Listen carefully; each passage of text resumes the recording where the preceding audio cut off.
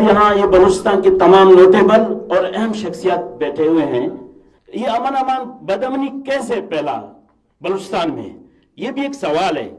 یہ سر ہمارے کمپونسٹ پارٹیوں لوکل پارٹیوں کی وجہ سے وہ ادھر ذہن سازی کرتے ہیں اپنے جو ہے مفادات کے لیے، لوگوں کا ذہن کو خراب کر کے، پنجاب سے نفرت پھیلا کر کے آج یہ حالت ہو گیا ہے سر ہمارا.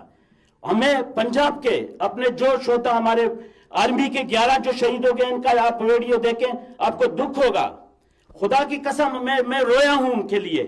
یہ ہمارے وہ شہدا ہیں، ان کے ماؤں کو، ان کے بہنوں کو، ان کے بیواؤں کو میں سلوٹ پیش کرتا ہوں. بینگ اے بلوچستان کی طرف سے میں ان سے تعزیت کرنے آیا ہوں. آج وہ میں ہمارے عزیز ہیں.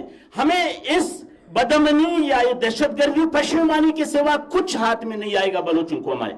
بہت شکریہ. میں اس حوالے سے آپ نے جو سوال کیا ہے، ہمارا مرکز کیا ہے، ہماری تمنا کیا ہے، ہماری ڈیزائر کیا ہے، ٹارگٹ کیا ہے کہ ملک میں، پورے پاکستان میں اور خصوصی طور پر آج کی محفل کے حوالے سے بلوچستان کے چپے چپے میں خوشحالی، ترقی، امن و امان کا دور دورہ ہو.